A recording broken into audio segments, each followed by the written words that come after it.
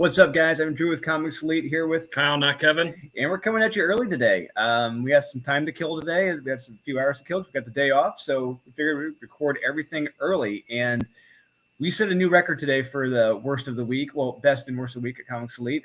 50 comics this week. I believe it's around, right at 50. If not, if it was 49, okay, sue me. All right, I was off by one. But regardless, it's a new record. For me, at least, because I know there are probably some that you didn't. Yeah, read. there were a couple I didn't read. Okay, so yeah, I read around 50. I know that. So this is the Skip Is a Mez section for February 23rd, 2023. I'm sorry, February 22nd, 2023. That's a lot of twos right there. And naturally, if we have the same mez at the same time, we'll talk about them at the same time for the sake of time. Then we'll get to the Skip-Its right after that. And there were quite a few. Skip It's a Mez. Yeah, that's all I'm going to say. Let's just say Marvel was not shining this week either. But let's start with the Mez. Here we go. The ones, look, these are the ones. They are a coin flip. They can go either way. You know, they're not necessarily recommend. They're not bad. It's just if you got extra change to spend, go for it. Why not? All right, first one I got is Eternus, number 2. I know it's a skip it. I have. Oh, you probably have that. I have Flash 793. Okay, I think that. Okay, I had that as a low. It got bumped out. I think. Why don't you go ahead and start talking about it? Yeah. Again, I haven't been favorable to this series. Actually, yeah, I do have it. I mean, it's okay. This one, it just felt like, hey, let's stand around and come up with a plan. Hey, what's our plan? Do we have a good plan? I think we have a plan. Let's get a plan. Hey, your plan's good. No, my plan's better. Okay, let's do this plan. And this plan's a plan and planning. No, I had the same notes. There's a lot of time and pages spent setting up the plan. Yes. The Flash is willing to take down the fraction. It gets fun toward the end, but it's kind of a disappointment, actually, when you see a lot of the badass Flash characters who aren't utilized to their full potential. Yeah. And they're just standing around. Yeah, standing around not doing anything. Yeah. So the cliffhanger is good, but on a whole, it's not the best. Yeah. So I got Eternus number 2. All right, let's skip it. We can talk about it. Okay. Oh, jeez. There it is, right at the bottom. To me, this wasn't bad. The problem is it's been a long while since issue 1 came out. And I forgot a lot of these elements, except for the Medusa element. I forgot that. Well, there's a lot of different elements with a lot of characters, with a lot of jumping around. Oh, and hey, we have Hercules here as well. That's cool. Sure. Wouldn't this be simpler if we just followed Hercules, protect this strange young girl? It turns out to be the Medusa thing. Yeah. It could have been so much simpler and so much more fun, but it's muddled with too much going on. I agree. I didn't like it. I didn't like any of the characters. It felt very generic and boring and nothing really interesting happening. So, yeah, I turned off pretty quickly with this book, and I'm just like, don't care. But hey, they got great covers. I'll say that. They do. Next Mav got is Nightwing, number 101. Night Queen, eh? Yeah. I think I had her as a skip it. Yep. For me, it wasn't bad. It was not. It was better than issue 100. I'll say that much. Yeah, but this book is long as all hell. Yeah, all I gotta say is take out the stupid opening with the LARPing crap. Yes, there is LARPing in this, and you have a halfway decent comic with that LARP stuff out of here. The backup isn't too bad either, but the transition from the opening crime to the circus tent, it's very awkward and doesn't make too much sense. I had to go back and reread it 5 times. I'm like, where's the transition? There is no transition from the crime to the circus tent. None. They're trying to make Nightwing a big thing when he's not a big thing. Like I just see him as a decent sidekick character. He's a good 2 to somebody's 1, and I just feel like no, he's really important. It's like not really. Yeah, I just don't like any of these characters, and what he's doing just seems low stakes and kind of stupid. And really, to be honest, it really wasn't a Nightwing book. It's more about the Teen Titans than just him. Yeah. Also more of a Teen Titans comic. Yeah. And I'm not reading this for Teen Titans. If I want Teen Titans, I'll read the Teen Titans. Yeah. Yeah. A much better issue came out this week. Yeah. So yeah, I wasn't a fan. All right, next. You want to say that? We can talk about it. We can talk about it. All right. So Why this is gonna be a shocker. I know a lot of people are blowing this one left and right. How? I don't understand. Superman #1. Jeez, it's a mad best. Yes. So we had the luxury of reading this weeks. Wow. Weeks ahead of time, if not a month ahead of time. So we read this for a long while. Had a chance to forget it. Yeah. And unfortunately, I got to read it again. Yep. This was another one where it's something. But the positive, real quick. Positive. Jamal Campbell's art in this. It's good. He is a fantastic cartoonist, and his style is what this needs. It's bold, and I dig it. I love his art. But that's the best part. It is the best part. The art's the best part of the story. However, it's Superman taking over Luthor Corp, and it's renamed. What is it renamed, Kyle? The bestest ever. Supercorp. Supercorp. Yes, Supercorp with the House of L logo and everything. Why not? Yeah, that's not an exaggeration. It's not an exaggeration. You say it out loud. You see, it's like this makes zero sense.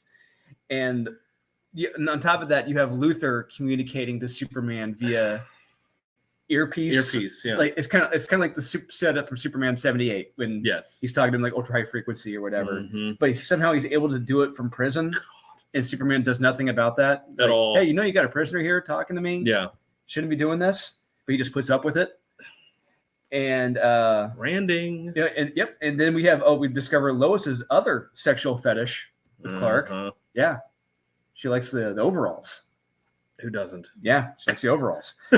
So she's got a couple fetishes. She's got a few, and they're weird. They're very different. Yes, they are. Yeah, so I guess it all depends on her mood. I guess so. Because I take it because in this one she is literally robo bitch. She's a fucking bitch. Yes, and so it's like okay, I guess the overalls play off that very well. Yeah, it's like, and then everyone's gonna come out and be like, "Hey, Perry, he was just as mean as she was." It's like, no. Like the way she goes about yelling at everybody, very different than how Perry would come across wanting something done. It came off mean-spirited. As Perry was being like, no, I need this done right now. Get this to me. Hers like, hey, fuck you, you asshole. I want this fucking done now. It's like, Jesus. Yeah. Lois, do I know you? Yeah. Do I know you? Yeah. And then Superman, and then arguably the better part is toward the end where Superman faces Parasite and a bunch of baby parasites. Yeah, they're baby parasites. Yeah, and he's on an operating table, I think. Hey, who hates Luthor? Sure, and a tease of a new villain, maybe. So tease is it key? Minor key. Yeah, kind of a low jingle. Yeah, low jingle. Yeah, I don't know. Jingle. Yeah. But like I said, once again, the art is a standout in this. Yeah. The action sucks in this. The action scenes are terrible. I don't think Josh Williamson knows how to write action at all. Clearly, if you read Dark Crisis, you could tell he does not know how to write action. Nope. But yeah, this is a mad best. I cannot recommend this. Yeah, I can't either. No. Like I said, there gonna be a lot of people blowing the load on this one. They can try. Yeah, they're gonna be gurgling it, but it's no. Black Adam number 8 of 12. I wasn't skipping. Yeah, it's fair. I think why I had this as a mess because the cover on this first off is gorgeous. I love the cover in this, although it looks more like Captain Marvel than Black Adam. 100%. The story, it's setting up something. People at Kandak against Black Adam, and we see how Black Adam rose to power again. Yeah. Has this already happened? Yeah. Isn't this retelling the same shit over and over again? Yes, it is. Yeah. The series has been a mad best. Yeah. And isn't what most, if anyone, wanted from a Black Adam series. Or White Adam series. Yeah, or Shazam series. Yeah, anything. Yeah, another one. I can't recommend this. It's really bad. And it's just not doing anything. It feels like it's just treading water. Yeah. And I don't think the Black Adam movie helped its case either. No, that hurt it, I think. Next map, guys, Titans United Blood Pack number 66. Yeah, I got that. Final issue. Hey, it wraps up here. This is the final issue. Pretty easily, I feel like. Yeah. decent wrap up. Sadly, it may wind up being the last miniseries of this, since this has been down near the bottom in the sales wise as well. Which is odd because the art is good in this book, and I think it's been underrated. But this issue, it just kind of was just like, that's it. Yeah. That's all it took. Yeah, people say they love the Titans, but they're not checking this out. So I don't. And they should have been, because this was one of the best from DC. I felt. Yeah. Didn't get the love. Yeah. I mean, after this issue, it's kind of like, okay, I can kind of see. Yeah. It's just kind of meh. Yeah. It's a shame. Next man, I got Exorcists Never Die, #1. It was an advanced reader copy. Okay, yeah. I have Lazarus Planet Omega #1. No, actually, I had that as a med too. Let's talk about that. Arguably, the best part is the Riccardo Federici interior art 100%. and the cover that we're showing off here. Yes. Yeah, that cover is gorgeous. And we actually get this. Yes, we do. Again, although he doesn't really do anything. Yeah, I was like, wait a minute, he doesn't really do anything in this. I think he just stands. Yeah, and the disappointing thing about this is that this isn't. It says it's the Omega issue. Mm-hmm. Which you hear that word Omega. Okay, the final, the end. Yeah, the Alpha, the Omega. No. It's continuing in Batman v Robin #5, which comes out either next week or subsequent weeks afterwards. Oh, yeah. So this is the end. This is not the end. It's a fake end. Yeah, it's a fake out. It's a fake out. Yeah, I feel like this as a whole, the one shots killed this thing because all of them were fucking terrible. It's just setups for new characters. Yeah, that's all they were. And anything that Mark Waid wrote was good, which was the one issue, the alpha issue. Yeah, but then it was just kind of like he had this great idea, and then when it came to executing it, it was just kind of like, I don't have much substance here. I can make a couple issues out of it, but they're like, no, draw it out, make it longer, add this. It's like this one, it just kind of felt, like the stakes felt really big at that first issue, and then now it's just kind of like. After seeing people act out a Flash encounter in a Western town, it's like, okay, these are the stakes we got here. It's like, okay, oh Lord, you're picking the bottom. Let's show off our double mastectomy scars. Yeah, it's like, okay, this is the stakes. All right, so no stakes. All right, no, it's not a big deal anymore. When it seemed like it was, it's really not anymore. And the villain's cool, but yeah, I just feel like it's just treading water, and it's just kind of just spouting off new characters that nobody cares about. Yep, we'll never see again. Yeah. So there you go. It's a mess. It's a mess. I got Exorcist Never Die #1 advanced reader copy. Darkwing Duck #2. I had that as a mess. Dark Bling Duck. Okay, so we said it before with issue 1. We're gonna say it again with issue 2. We are not the audience for this. We know it's for kids. We are not. Yes, clearly. Yeah. This. Yeah, like I said, very young kids. This is for kids probably between the ages of 5 and 8. Yeah, and that's fine. Yeah, but you would think not, by judging by all the variant coverage they're doing for this, the 30 variant covers. But no, this is a very, very simple story for very young children. Yeah, when he goes to a toy store and sees branding, yes, and that's all it is. That's literally all it is. Yeah, just going into a toy store and again, fighting rubber duckies too. Forgot about that element. How dare you fight the rubber duckies? Yeah. How dare you? It's like, yeah, I don't. I'm torn because it's obviously geared towards kids, but the variant market is gearing it towards adults. Yeah. And they're doing the member berries. So is this a case of trying to have your cake and eat it too? 100%. Yeah. They're trying and they're failing at both. Cake, meat, mouth. Yeah. It's like, no. Yeah, I don't have any fun with it. No. There's no adult humor in here that you're just like, oh, I get that. Kids won't get it, but I do. No, this is straight up for kids. Yeah, it's straight up very, very young kids. Very young kids. Yeah. But that's not bad. It's not bad. It's a mess. Yeah. Next one I got Exorcist Never Die, #1. I have Gargoyles. Hey, I got that too. That's my last mess. So better than Darkwing Duck. Yes. The problem I have with this is that there are too many characters. 100%. Absolutely too many characters. This, I understand Greg Weisman or whatever, he's writing it. Terrific, great. He's doing a decent job. But the problem is he's jamming too many characters in here, and to the point where no one's really doing anything. Yeah, they all have to espouse some dialogue or exposition. And was it page 1 is like 12 panels? Yeah, it's straight up. Oh, when I opened it up, I was like, oh no. He went Bendis. Yeah, he went Bendis. I'm like, this isn't going to be good. This is an example. It's like, okay, you have a problem here. You're focusing on too many damn characters here. Each issue should be like focusing on one or two different characters. Right. Doing a little side mission quests or something. Yeah. It's like if you read those X-Men stories by Chris Claremont back in the day, a lot of them did not have every character in the books. They all focus on 1, 2, maybe 3. Yeah. That was it.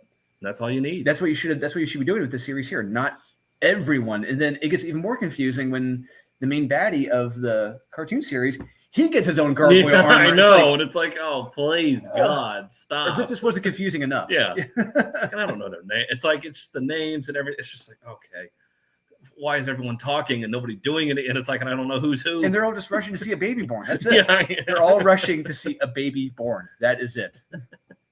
Yeah, this isn't what I wanted out of Gargoyles.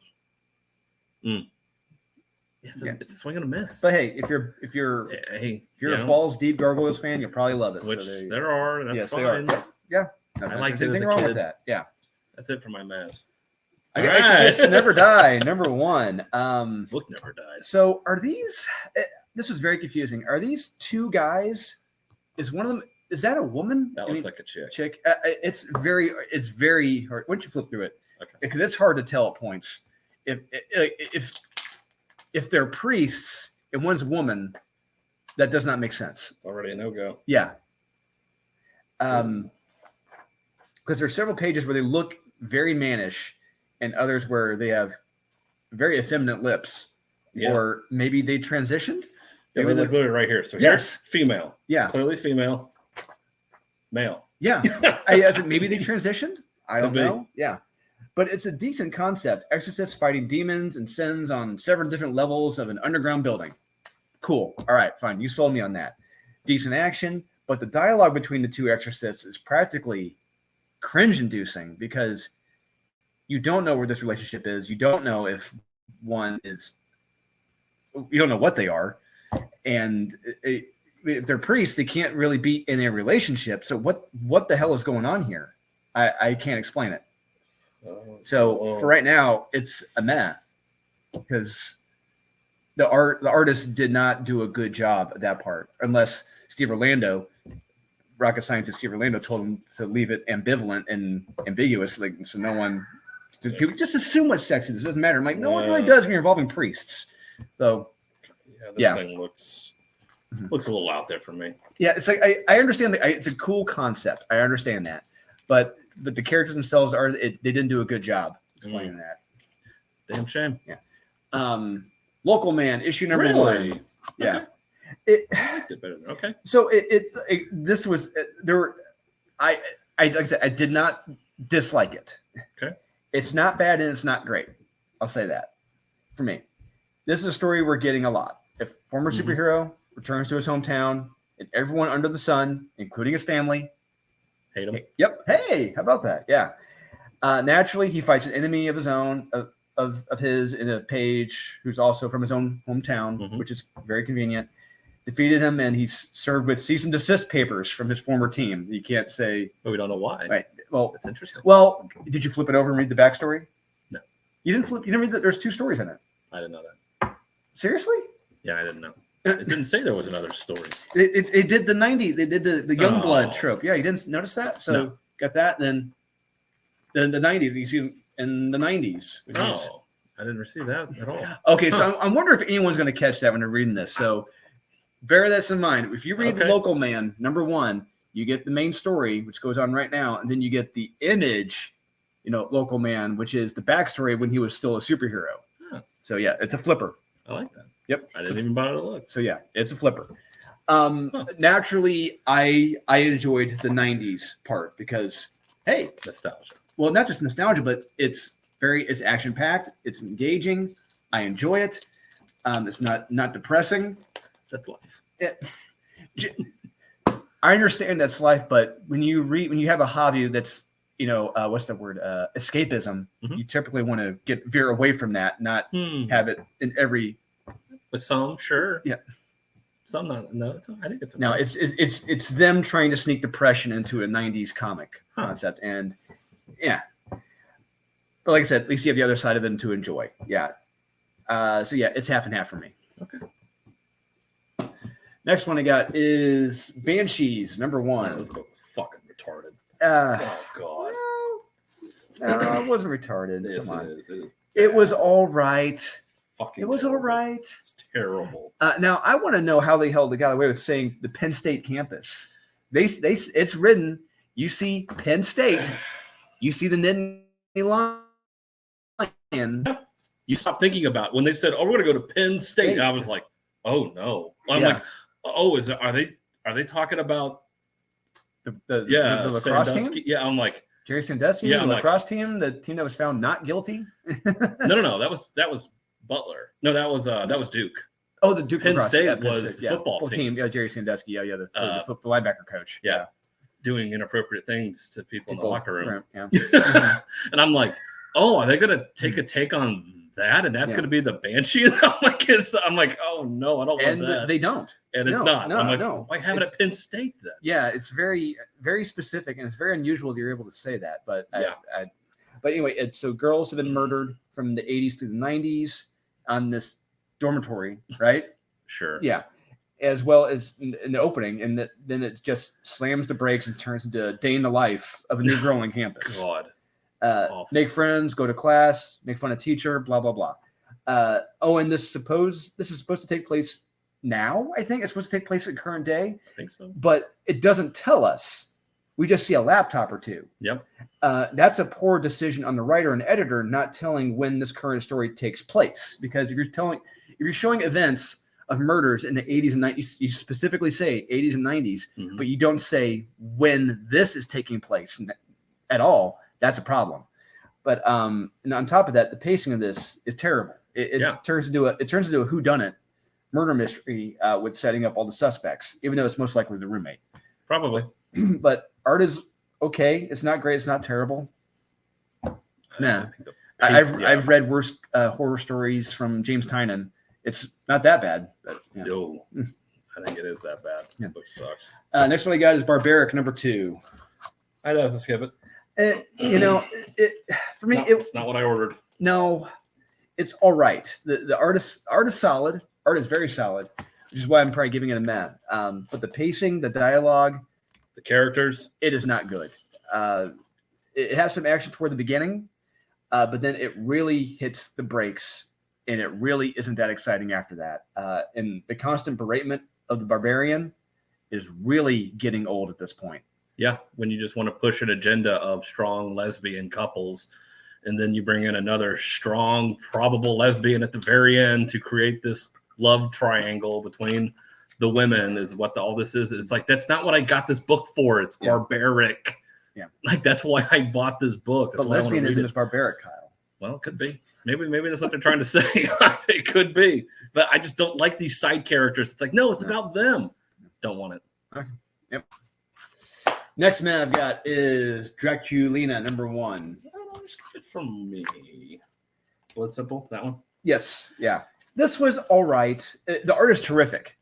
The interior art is terrific. Yeah. In this, although it's kind of difficult to follow at points narratively, because if you haven't been reading before this issue, you will be lost. I was lost as all hell because I don't really care that much. If you haven't been reading everything, you will be lost. Yep. Vampirella and Draculina's mom Lilith has plans and schemes.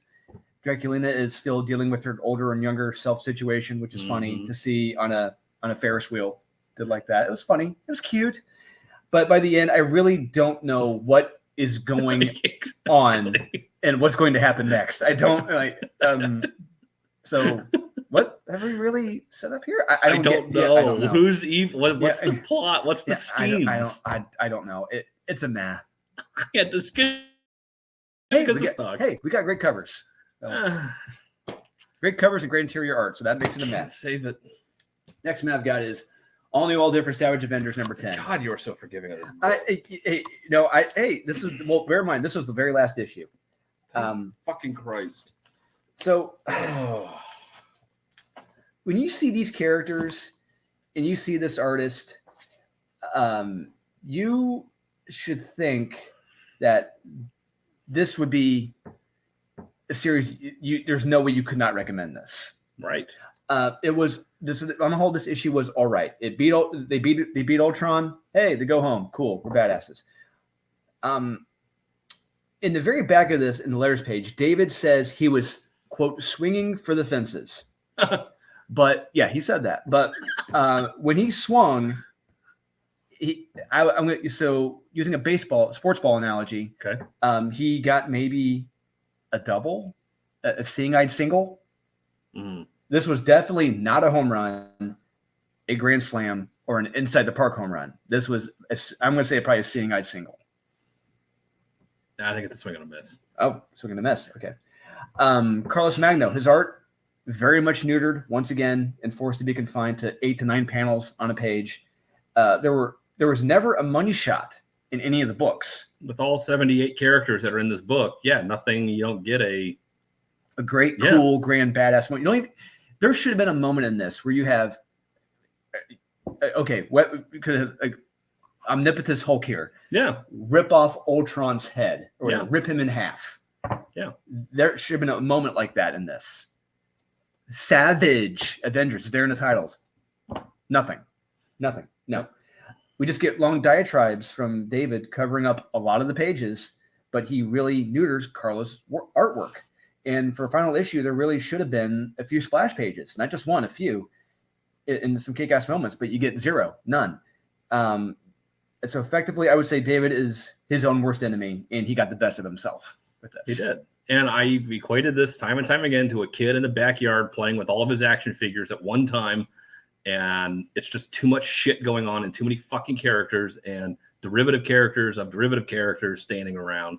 It's just like, dear God, will you stop introducing more characters? The big problem is this big guy in the back. This Hulk should not have been in this. No. At all. Period. There's no point. He doesn't do anything cool either. No. Exactly. He doesn't. Yeah. Last man I've got is Doctor Strange Fall Sunrise number 4. Yep. Hey, it wraps up. It was good. It's just the problem is, look, I love the art style, but the problem is in this issue specifically, there's a lot of reds on some pages, and you can't. You're really wincing to like take a look at what the hell is on that page because it's pages. It's in that. It's not bad. It wraps up here. It's fine. All right, onto the skippets. Yay! Here we go. Oh shit! Damn. Yeah, I got That's it. Mine's meaty. Yeah. So yeah. I really don't know. You want to start? What do you want to start with? I'm going to start with something that's divisive that everyone won't stop jacking off. Sure. We could do that. Want to do Junkyard Joe? Yeah. Oh, yes. Yes, absolutely. I know everyone's thinking this is the greatest book since sliced bread, and no, everyone loves it. The book, it really, I don't want to say it hits the brakes. It just, this story, this trope, this is shit you see in Disney movies. And literally. I was reading this, and it really reminded me of the one of the Ewok movies with the Wilford Brimley. God, it's what it really reminded me of, and it very lame and stupid. And this is not the story I wanted. Yeah, so it's that bicentennial man, like, isn't it? Oh, we have a robot man who tries to feel things and be human, and he's sad but wants to help this retarded ass fucking family that all need to be shot in the head. Yes. When the bad guys show up in the house, I'm like, oh, thank God, please, for the love of Christ, no one gets kill shot. These kids. No one. Yeah, no, I mean, not just necessarily dead, but no one gets wounded. No one gets taken hot. The old guy does. Oh, he does? Yeah. Oh, I completely forgot about that. He's in the back of an ambulance. Oh, okay. Oh, that's right. Yeah. Yeah. I think more so the family. Yeah, I don't know. I want those kids to be shot and killed. And, we get this teaser at the end, like, oh, he's a secret government agent that's killed everybody he's ever come in contact with. It's like, he's a mopey bitch. It's like, okay, look, we all know for a fact, I'll put $100 down on this right now. He's not going to kill anyone in that family. No, he won't. And he should.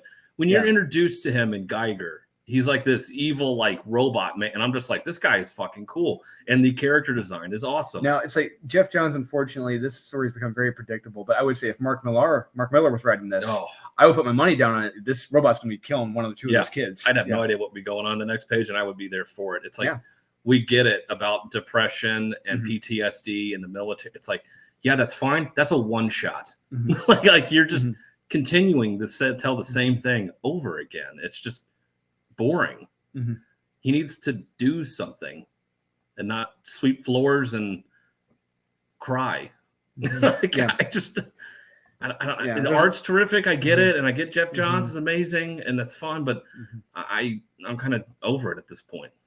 But this will be top picks of the week, greatest book ever written, and people will say it. But they didn't read it. They didn't read it. Yeah. Earthdivers number 5. I passed on that. You passed? Oh, I had a wow. hard Pass on that. So one more to go. Thank Christ. One more and it's over. So the Native American who went forward in time murders everyone on the boat and waits for Columbus to arrive on the boat. It kind of reminds me of the Curse of the Black Pirate or whatever from Watchmen. Oh yeah. Yeah. Black But Flag. yeah, and there's some dumb shit that's happening in the future with the dipshit kids. Yay. It's terribly written with terrible caricatures. Not even characters. It's lazy and predictable. Oh, it's been optioned though. Yes, it has. Fortunately, Betsy Braddock, Captain Britain, number 1. Hey, another Steve Orlando joint. Hey, but it's Captain Britain in quote unquotes. Yeah, that's about the only. The beginning of this book is the only thing I could get behind. When they're like, "You're not even Captain Britain. Yeah. You're not even British. Yeah. Do you even pay taxes here?" So, first up, the title of this on page 1, Cross of Swords. Really? Let us gingerly touch our tips. Yeah. No network or no editor with common sense would agree to that title at all. No. And a second point that I have, Brian Braddock refuses to do the job of Captain Britain. Yeah, bullshit. That wouldn't happen. Yeah. Number 3, Betsy Braddock says the press are rude. Yeah. Seriously, you're the demographic where you'll be getting nothing but softballs from the press. And so in Fantasyland, this may be true. But in actuality, they'll be fawning over her, stunning and brave she is. Yeah, it's like no one would be asking these questions. No. And they should be because they're legit questions. Yeah. But we all know the media, someone like her, no, they would give him, Well, especially government backed. Yeah. After that talk show on page 1, it's everyone validating her nonstop about how amazing and brave she is. And you get to see how self-absorbed and vain Betsy is, and her girlfriend Rachel and Megan are by wanting to be on TV every single second. They are amazing. Yeah. 5, the dialogue bubbles in this. Oh, God. My God. Oh, Lord. Look, general rule of thumb is capping your dialogue bubbles around 20 to 20, no more than 30 words in a word bubble. Yeah. That's general rule of thumb. That is true. There's at least 40 to 50 words in bubbles on several pages, not just once, several pages. If you let people standing around and talking, you'll get that here. Pages are so loaded with dialogue that I literally just didn't read them. I couldn't. Yeah, I refused. And then when she's talking to a dinosaur, I'm just like, I don't. Why are we talking to a dinosaur? Why are we not fighting a dinosaur? We're not running from a dinosaur? Yeah. Yeah. 6, we learn what the villains want. They want a different Captain Britain, namely Brian, because he was stupid, Kyle. Yeah, that's Brian true. was stupid. This is true. He's stupid. 7, the art in this is that look, I know people like this art, but this is just, to me, this is shitty computer art. You can just tell this is all done on a computer and it just looks globby. It's just that fast and loose. Like, we got to get this done tomorrow. Yeah. Literally tomorrow because we forgot about it. Yeah. This is it's terrible. Shit. This art is shit. And so 3 pages of action in a 30-page comic where you have everyone standing around playing Johnny Fuck. Yeah. Fuck you, Steve Orlando. For number 1. Yes. That's what going to get you excited. Yeah. Next one, I got Deadpool number 4. Whoa. Hating on Deadpool. Yeah, Captain Deadpool. Captain Deadpool. We got the Planet of the Apes variant. Yeah. Why? I don't know. Well, there's a Planet of the Apes series coming out. There's a new one. New Planet of the Apes series coming out. Is Deadpool fighting them? No. Nope. Okay. Nope. Okay. So, hey, Kyle. Yeah. Did you see that on the first page, Alyssa Wong named the 3 creatures after the 3 stunning and brave and perfect writers on the X Office? Up on that. You didn't pick up on that? You didn't see the names like Teeny? Listen, with the dialogue in this fucking book and everything that Deadpool says, I just... Yeah. Vita, the Venus flytrap. Leah, the lion. God. Teeny, the tiger. Isn't that cute? I don't get it. Oh, wait. She's so fucking funny, Alyssa Wong. Oh my god, that's clever though. But as subtle as a gun. Yeah, I like that. Yeah, it's very, very subtle. Yeah, it's as subtle as accusing your editor-in-chief of racism. Yeah, that's true. Which she did. She did. So this comic was more about how amazing and perfect Deadpool's lover. They are. Yeah. They can steal guns, great at firing them. They can fight off monsters. She can heal everyone from She healed everybody. I was like, wait, what is this? Yeah. Like, what happened? The fights in this weren't really fights. There's no choreography in this at all. It's just characters standing there holding swords or guns, looking menacing, except when Deadpool gets carried away in Eden, I think. This is another terrible comic. Unfunny jokes. Unfunny. Yeah, bullshit characters they're trying to push to the forefront. Glob-like villains that do nothing. This wasn't fun on any level at all. But not the symbiote in the backpack, the cute little backpack he has, and the symbiote saying stuff. Funny? I can't. Oh no. Sabertooth and the Exiles, number 4. Jesus. Like we said, we read 50 comics this week, guys. There's gonna be a lot. This fucking book. I feel so bad for Ryan Stegman. Yes. Because that he has his name attached to this shit. This is shit. So it looks like our writer here just saw the movie Time Bandits and is effectively using that same type of ship. Did you notice that? Yeah. The flying pirate boat. Pirates ship. Yeah. Yeah. Was this in Time Bandits? No, it wasn't. No, it wasn't. So anyway, I got Sean Connery in this. Wait. Yeah, we get to the staple point of this comic, and nothing has happened. Nothing. No action. None on any panel whatsoever. And everyone is just sitting down and talking or standing around and talking. There's no exaggeration with that at all. Everything Sabertooth says about all of them not being welcome, absolute total bullshit. Everyone is welcome. All the mutants are welcome on Krakoa. They want all of them on the Krakoa. That's the point. Yeah, they want to keep the segregationist, isolationist island, everyone there. Yeah. Yeah. So Sabertooth is not Sabertooth anymore. He sits on his ass, weeps, and gives long diatribes. Fuck this comic in this series. No. It's an embarrassment of what they did to Sabertooth in that book. Yeah.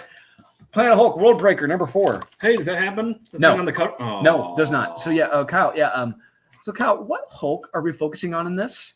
I was going to ask you, because it's not Bruce Banner. It's not Bruce. It's not. It is. This is the Amadeus Cho show. Yep. Beginning to end. And if you don't like Amadeus Cho, you can get out of here. And I am. Yeah. Nothing happened. Nothing happens. No. If you want this Planet Hulk World Breaker, nothing remotely looking like this happens. Nothing. It is just standing around saying like, hey, we need to find Bruce. Hey, where's Bruce? Should we find Bruce? We should probably go get Bruce. Hey, where's Bruce? But it's telling Bruce, you can't be the Hulk. Yeah. You can't be the Hulk. Yeah. So then it's like, so what are you doing again? We are validating Amadeus Cho. Yep. And then She-Hulk has turned into some omnipresent, super smart, bestest ever alien thing. That tracks. Yeah. And that's something. Yeah, it's something. So they obviously can't fight her because she is the bestest ever. So I don't know what's going to happen. Bruce is going to have to sacrifice himself because the patriarchy is bad. And this book's fucking stupid. Yeah, it is nothing that we wanted. Like I said, I feel bad for all the cover artists involved with this, especially Gary Frank. We did the first one. This book is pointless. Greg Pak has lost his balls. That's all I got to say. Yeah. Next one, She-Hulk, number 10. Yeah. How fitting. Yeah. This was great. It's amazing how Jennifer Walters is written here. Just a relentlessly unhappy person, no matter the situation she is in, with whatever man or men she is with at the time. She's just a mopey bitch who sits around and drinks wine and complains about being a superhero. It's amazing. I akin someone like her to like a Middle Eastern terrorist or someone of Antifa or BLM, just relentlessly unhappy with everything. Everything. Yeah. You don't realize how good your life is and how great it is. But I have to like work and like I how tough it is to have to juggle multiple things in a day. You don't understand because you're a man. Yeah. Women, we go through a lot. Well, not just that. It's like after reading this, why would anyone want to date her? Why would anyone want to date her? They shouldn't. Yeah, it's like she's Debbie Downer ramped up to 11. Yeah, when you're sitting around eating and drinking wine, complaining, it's just like it's like Grey's Anatomy. Like, who do you think you are? Yeah, as soon as we got to the Doombot, I quit. I was done. I'm like, I am tapped out. I can't do this anymore. Hey, but Jack Hart shows up again, and then they eat pizza rolls. Oh, yeah, that's cute. Yeah. Next one I got Amazing Spider-Man number 20. What is this? No, this is what you saw in the. I think you saw in the group chat. I shared a couple of the pages. Like, this happened, and a certain editor said like, no one would ever talk like this ever. Real quick, anyone expecting Peter to get back with Mary Jane? Not going to happen. Not after this. Yeah, not anytime soon. It is solidified in this issue. It is never happening again. So yeah. Fuck off. Who is that Jack Rabbit Slim's character? Who the fuck is she that? appeared right after a Brand New Day. Okay. Yeah. Her just spouting off, down with the patriarchy. Yes. Right? Upspeak. That is actual dialogue. Yeah. Actual dialogue. And she's just spouting this stuff. It's like, who are you talking to? And why are you saying this shit? And who the fuck are you? Like, where's Spider-Man? Yeah. Not in this book. Look, sir, not appearing in this film. Thor, number 31. Oh, the mighty boar. Hey, Kyle, you want testosterone like on this cover? Absolutely. You're not going to get that in this. Oh, Jane Foster. Yeah. Oh, yeah, it's Jane Foster shit. Yeah. But I'm going to say, smoke them if you got them. This is going to be a long, boring. Book is so long. This is long, boring. Torn people. This is another writer. People are just blowing this guy's load. This writer sucks. He is terrible. Wow. He wrote one of the Death Dealer. One of the tie-ins that sucked. Yes. Yeah, his Jane Foster series sucked. These books suck, and I don't know what the hell they're reading. Wow, this is amazing. Long diatribes and lectures from Jane Foster and unfunny jokey jokes from Odin. Terribly unfunny. Yeah, it's not until a staple point in this comic, the halfway point, where we get one panel of action. Mm-hmm. The pacing in this is terrible. And the ending, who cares? Yeah. Look, if it were terrible Doctor Doom dialogue, I'd call it out. It's okay. It's not great, but it's okay at best. But is it worth it just to hear halfway decent dialogue from Doctor Doom? No. Skip this crap. And this writer. Yeah. Need to get Odin out of that fucking hammer. Yes. And quit that stupid shit. Yeah. Like, it is not funny. Carnage, number 10. That's one I got. Wow. Yeah. You're just hating on Marvel. I got that. So are you bigot. I know. This comic. Ramsey's not writing this. It is impossible. Trying to read this, it's like I'm imagining a physical wave, a wave of dialogue just impaling you in the face on every damn page. Yeah. And it not making any sense whatsoever. And there's no action at all. None. Whatsoever. It's sad when it's another case where the covers have more testosterone in them than the actual book itself. It's like you have a character Carnage. You have a serial killer. You have a serial killer. You have two serial killers. You have an actual serial killer and then you have Carnage. Yep. And so then it's like, that is a perfect marriage. Yeah. And they're both taking a back seat because Carnage wants to create a evil sword. Yeah. And so all that matters, is that Carnage gets his pokey stick and Cletus is somehow alive and well now. Yeah. And then you get the puzzle box from Hellraiser showing up. Yeah. And for reasons. And that MacGuffin turns into and does something. Yeah. God. When you say all this shit out loud, how can you possibly not laugh at the absurdity of this? Yeah. It's not Carnage. No, none of this says Carnage at all. What happened? I really think reviewers like me gave Rom too much credit after Swamp Thing. And I did. I love that series. I'm still standing by Swamp Thing. And I don't think he's actually writing this. He's not writing. He may have just given an outline to an editor, and editor's probably that's what I feel like. Found someone on Twitter to write write it. to take his name off of it. Next one I got is Kitsune, number 1. Kitsune. This is boring as fuck. Well, besides that, so Kyle, when you have animals in ancient feudal Japan, sword fighting, and a wandering animal with a sword. Yojimbo. Yeah, Usagi Yojimbo. Yeah. That is it. This is straight up a lift and a grift from Usagi Yojimbo. Yep. I cannot recommend this at all, but I can recommend Usagi Yojimbo. I can too. Yeah. This is stupid. Yeah, I'm reading this. I'm like, why am I not reading Usagi Yojimbo? And it's the same setup. It's literally the same thing. Yeah. You couldn't take it outside. If you said it wasn't Japan, I'm like, okay, at least they tried. No, it's ancient feudal Japan with animals with swords fighting each other, and I think the lead is it literally a rabbit or an animal? It's like I don't know what the hell it's supposed to be. A fox? A rabbit? I don't know, but it's a fox. It's Yojimbo. Yes, it is. Yep. Didn't even try. Not at all. Catwoman number 52. Whoa. I can't believe this is made of 52 issues. This is how indeed. This is shocking. So Kyle, real quick, I got a question for you. Yep. You worked in a prison for several years, right? Unfortunately, yeah. I'm curious, what is a prison cafeteria actually like? Are they all just hanging around, laughing, sharing food and jokes? No. Well, first off, there is no cafeteria. They eat in. So the jail was sectioned off into like pods. So there was like 12 pods I would be in charge of, and there would be about 30 to 40 inmates in each little pod. And so that's where they would congregate and have their meals. Now, barring the person who ran the block would dictate who ate what, when they ate it. I mean, that's how it worked. Yeah, when everyone's sitting around like sharing their food, no one shares food in a jail. You either have the guy who runs the block take your food, or make a deal and commissary goes to me. You got to kick it up, and that's how it works. Yeah, no. The beginning of this book is like that is not how this works. No one's sharing shit.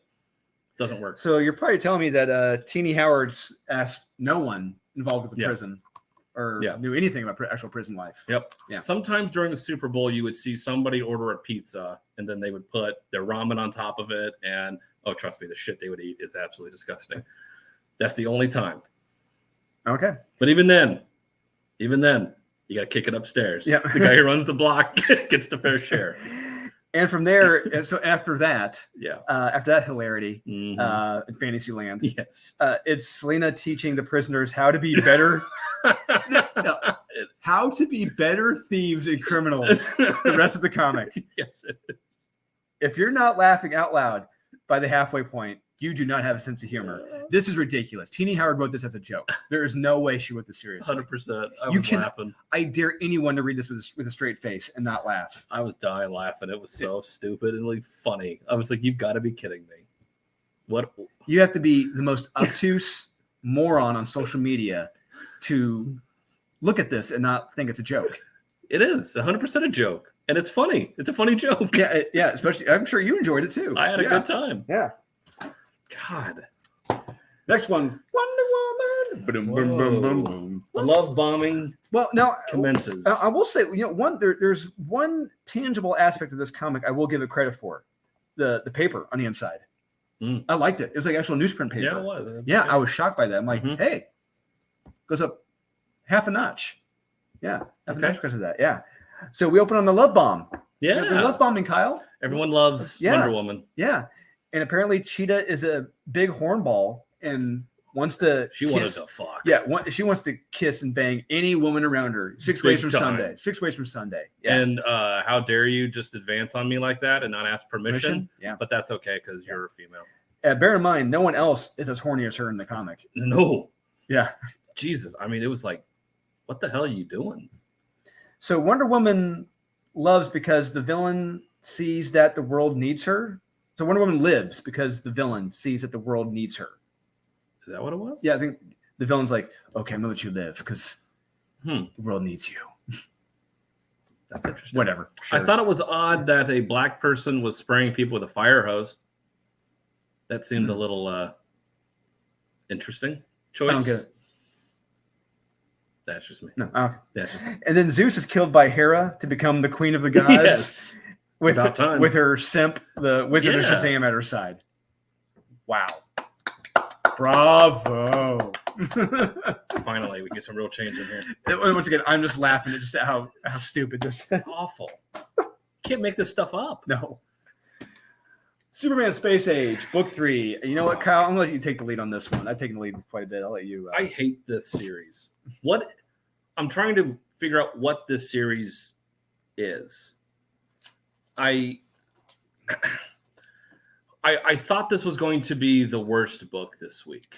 No. It's not, unfortunately. There's a couple worse, so I'll say that. It's really fucking stupid. Mm-hmm. Is Mark Russell trying to be funny? Yes. He is the world's unfunniest comic book writer. Yes. So I'm trying to find out what the joke is. It's like, is that Superman is pointless? Like, yeah, everything that Superman represents is a joke. Is joking bad, right? Because at the end with the statue. Well, I think it's everything in this is a joke. Yeah. Superman, Lex Luthor, the Justice League, life, having a family. It's all a joke. And I felt it was absolutely horrible. And how Superman acts in this, what he says. He's a dickhead. Yeah, he's a dumb dickhead. Yes, he is. I'm trying. And then we get Mark Russell's goddamn funny explanation of Crisis on Infinite Earths in this. Yes. Yeah, didn't you love that? Yeah. This is really just all revisionist history from Mark Russell's perspective. And all he's doing is trying to knock Superman down a flight of stairs. Oh, you're tearing it? Yeah. I fucking hated this book. You know what? Yeah. I really fucking hate this entire series. I think this will be the one I'm going to tear this week because this is just nothing but hate, this comic. It honestly is. Do not waste your time, your money, any energy on this fucking book. This series is just mean-spirited. It's not funny. It's evil. Fuck this piece of shit. I can't. God. I almost pre-tore it. Yeah, I don't blame you. I would, because like we've been kind of like maybe we're a little harsh at times, but like once in a while a comic does come around that just really is the antithesis of everything superheroes or Superman is. And Mark Russell, that's it. You took the cake, man. Congratulations. Yeah, you knocked Superman down a peg or two. Congrats. Yeah. Now why? Next one I got Liquid Kill. Number 1. A terrible fucking title. Another knock it out of the park from Whatnot. God. So the art, the color palette are fucking terrible. It's absolutely unreadable because of how dark and brown and black everything is in this book. Oh, I was gonna say this is what not to do when illustrating a comic. Everything looks like a giant turd. Everything looks like a shit turd in this. It is so bad. Yeah, I couldn't tell you in this whom the bad guys or the good guys were. I have no clue. Everything looks like one big glob of shit blended together. Yes, every panel. How an editor approved this, I don't know. I really don't know. Yeah, I couldn't read it. I'm like, this book is just terrible. Like, it's awful to look at. I was just like, I can't do it. At least with my comic Born of Blood, we don't go out and out. There's more than just those colors. There are browns, but it's not just that. And it's like everything's at night. Like in a dark room. It's like, why is everything so black and bleak? And it's like every page, every panel, I can't see what's going on. I don't even know who's good and bad. And the title sucks. Yes. That title sucks. Liquid Kill. Yeah. It's like, no. Next one I got Inferno Girl Red, number 2. I didn't read that. Oh, that's another one people are blowing their load over. That's about right. I have Imperial Strikes number 10. I got that in a little list later on. Wow. I guess I'm going to have to disagree with you there in that one. You can try. Inferno Girl Red. Where we go? Another awesome title. Yeah. We're getting another book from the Kyle Hotz universe coming up. That's why I couldn't do it. Yeah. So I made it 9 pages in this before I had to stop. 9 pages. 95-page book it was. Yeah. Look, when you have your first 9 pages, nothing but a girl and her girlfriend in a coffee, soda, milkshake shop, drinking milkshakes and laughing and telling stories, I'm tapped out. I am tapped. No, I'm not paying $6 for this shit and not wasting my valuable time suffering through this crap for nothing happening. No, time is valuable, and wasting it on something like this, no, absolutely not. Not happening.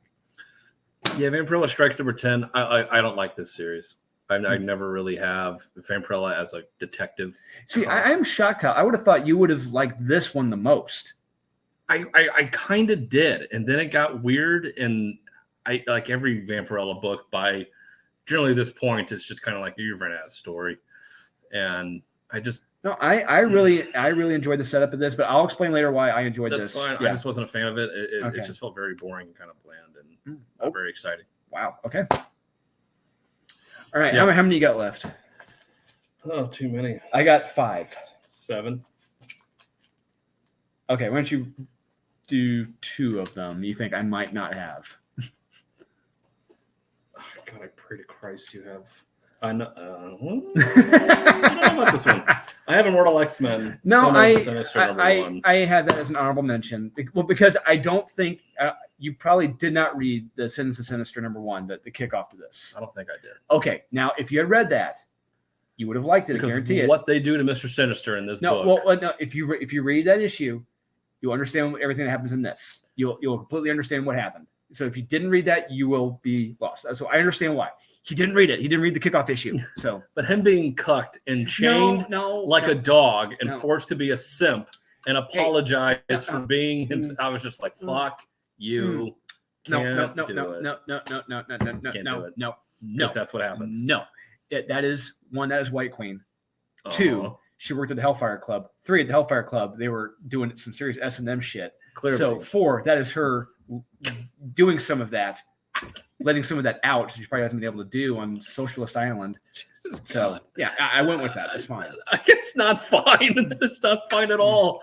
It's not an X-Men book. Jesus Christ. I don't need to see Mr. Sinister like that. No. Well, that's why they're immoral. No. See, it's right there in the title, Kyle. Immoral. Well, it is immoral. Yeah. Yeah. I just don't. I couldn't do it. Couldn't do it. All right. Won't. All right. What could be another one that? Vampire Macabre? No, I got that in my. You gotta be kidding. Yep, I enjoyed this. All 3 of these quote unquote not vampire stories were not all terrible. No, they were no. Don't you dare say Tim Vigil's was terrible in the back. Not good. Wow, Kyle. How was it good? I enjoyed all 3 it. of It these was vampire fun. stories were not good. They were fun, entertaining stories. I liked them. I didn't like any of them. Wow. Strong female. There was something. They all felt the same. There were 3 different stories, but they all were almost identical. In the sense that they were all terrible and nothing new in vampire lore when you have 98 vampire books out and you're trying to separate yourself. They get back to the core of what vampires are in these stories. Because you don't get this. That. Whatever happens here, you don't get that. Well, there's not exciting. So I got a cover that includes one of the characters from the very first story. I like that, and so I enjoyed it. I was looking for this. I wanted an old school vampire hammer horror. You don't get any of that in this. Well, is that the main cover? So I'm going to ask. Is that the main? Jesus. No, it is. Cover A. Well, okay. That's the follow the cover. Because, I mean, honestly, what on my cover is the one female vampire in the first story. That should have been the main cover. That would have, at least I would have known what I was getting myself into. Yeah. I was expecting this. Okay, yeah. So I understand that. Yeah. Didn't get any of this. What I got on my cover, I got that, and I expect. So I enjoyed it more. But hopefully, maybe we'll see that in issue 2. But we'll see. I thought it was a one shot. It's a one shot. One shot. Oh, okay. Well, with maybe more to come if anybody cares, which they don't. Well, vampires are in now. So that's true. All right, we're down to 5. Right, we're down to 5. All right, here we go. I got Plush #4. Whoa. Yeah, I got Plush. This series. This is just, it's so bad. This series is really the train wreck in slow motion, where I just have to see what's going to happen next. It basically is. Just the moral depravity in this. And I'm fairly certain by this point that this was created by the mentally ill for the mentally ill. Yeah, or people that have a serious problem and think that they're normal when they're not normal. Yeah. And trying to normalize. It's about normalizing it's like that fetish. It's like no. If you're into furries and love seeing those people eating others, there you go. And you're trying to them. They're cannibals. They're eating people. They are eating people. And they're trying to come across as they're not the villains. That's exactly the point. They're the good people. It's the cops are the bad guys. And it's like, it's like, No, it's not. They may come across as dicks. Yeah, but that's hey, fine. they're not eating people. Yeah, cops are dicks. They're not murdering people. Yeah. Yeah. The redneck, hilljack, white trash cops from deep down south. It's like, okay. Okay. There's nothing of any value, art, or story-wise whatsoever in this comic book series. No. I don't know what it's just. It's a celebration of depravity. Basically, yeah. Yeah. I can't do it. Yeah. Next one I got Blue Book #1. Blue Balls #1. Blue Balls #1. Another James Tynion winner. It's a masterpiece. It's going to be an Eisner winner. Yeah. Oh, I can win everything. I guarantee you it will. It's very deep. So initially when I heard the title Blue Book, I was shocked that this wasn't about car values. Or the blue books you had to write in college with your finals. Yeah. Sadly, I would have rather read that. I would too. Than what we got here. What did we get? It's a couple. It's a couple. Yeah. It's at night. Yep. They're driving home. Yep. And they see a UFO. Yep. The end. Is this based on a true story? I feel like this is something based on some true story of some couple that saw something back in 1950 or something. And it's the guy, like he's like, it's coming right it's coming right at me. Oh no. What am I gonna do? This art is terrible. Yeah, Oming, he is not. He was on that Superman Last Krypton planet. Oh yes, now you remember. Yeah, he is not a good artist. No, and he is, not for this. This is the story's terrible. Yes, it is. It's stupid. It is laughably stupid. And on the backup, we get a kid goes to a carnival and sees a flying carnival freak and an elephant. Okay, sure, whatever, cool. I don't. He's slowly turning into like a Stephen King, where not everything that you come in contact with in your life is scary. Yes. Like, not literally everything that you've seen is scary. It's like, and he's trying to do that. Like, no, I heard this story on the History Channel while I was watching Ancient Aliens about some couple in 1952 that saw an alien, and I'm going to write that book literally verbatim. I'll just omit the part where they let the satanic cult party on LSD. Yes. But God. Not everything is exciting or fun. No, this is not exciting or fun. It is hilariously stupid. And if you want to tell UFOs, you have to make it fun or exciting. Next one I got Spawn. Whatever the hell it is. Spawn. Unwanted Violence. Yeah, Unwanted Violence. Yeah. #2. I've never read. I probably have, but like, it's when it comes to like reading ugly, hateful, mean-spirited stories, this is right up there. It's one of the worst. I had to stop. I could not believe this.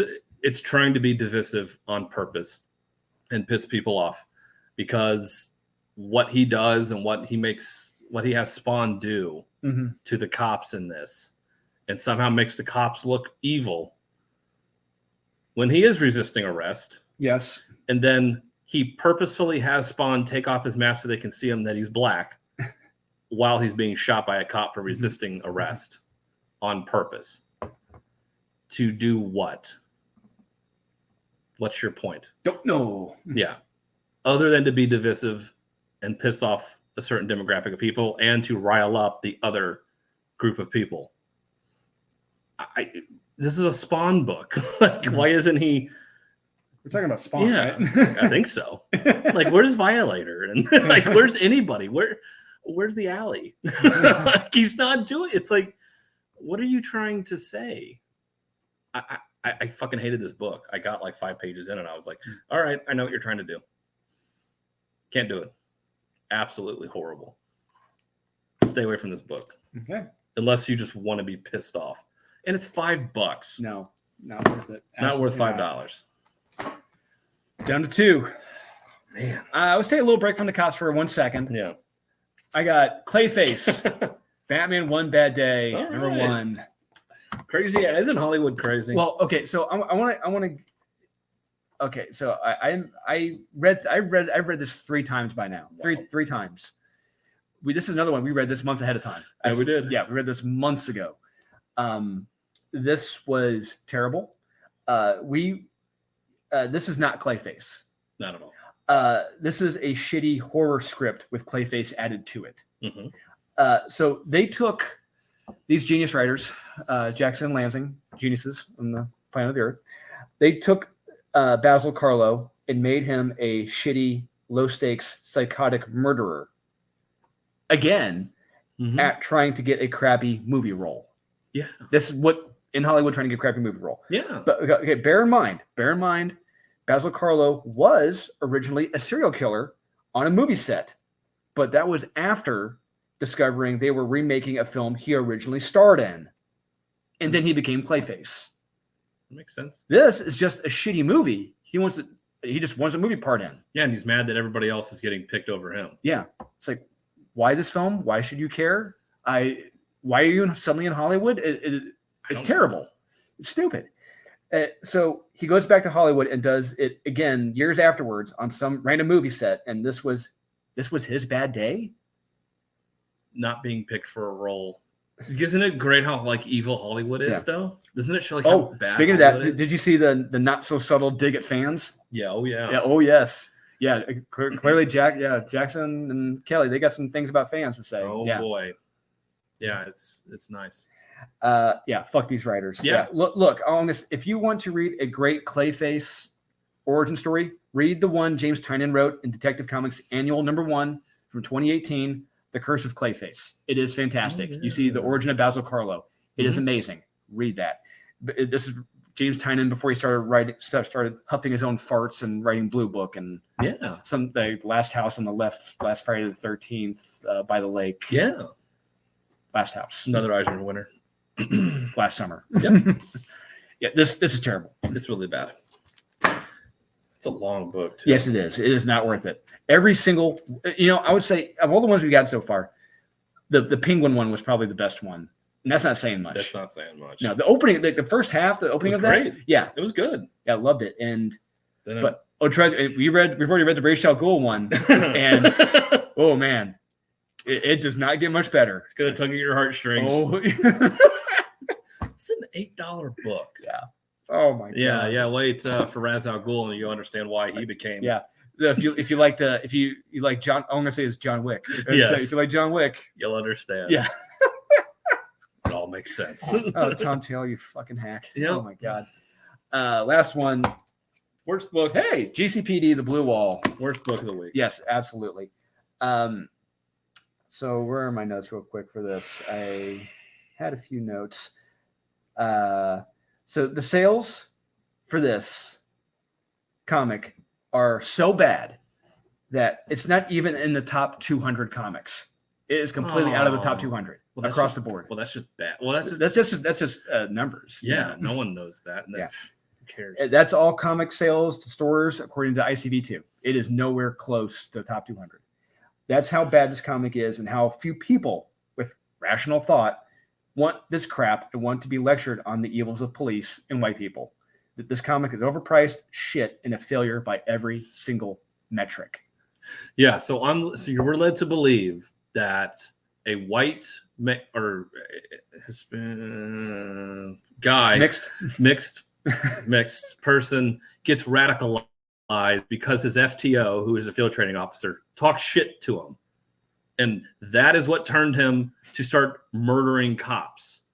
Well, my supervisor made fun of me. He said a bad name to me. And so now I'm going to shoot everybody in the city because that's how it happens. And, those cops, they're evil. And IA just walks in on people and starts talking shit to them. It's like, that's not how IA works. I've gone to IA several times. That is not how that works. And it wasn't because of me, it's because somebody else's bullshit. And then it had to be recorded and interviewed. It's like, there's a process to this. Watch the show Bosch. You'll understand how interrogations work and how IA works, not this shit. Or watch the first 48. There you go. Yeah. Just having the chief of police start bringing in rookies and start asking them how their day was. That's not how that works. I never met the sheriff one time because he doesn't care who I am. And that's a small department. How big the GCPD is, he would have Montoya wouldn't care. And it's like, no, you know how tough my job is. I have to go and sit at a bar and contemplate drinking, and Clayface being like, hey, I could take care of this problem for you. What? It's like, oh my God. This book is a joke. This person doesn't understand police procedural, doesn't understand how cops work, doesn't understand how really anything works. And he's just a failed Hollywood writer. Yeah. So there you go, guys. This is the Skibbits and Mez of the week. What do you think? Are we 100% correct? Is Kyle probably 2.5% incorrect? Please do let us know in the comments. And please remember to like, subscribe, comment, hit that notification bell. It's down there somewhere, usually. And we'll see you guys again here very shortly with the top 10 of the week.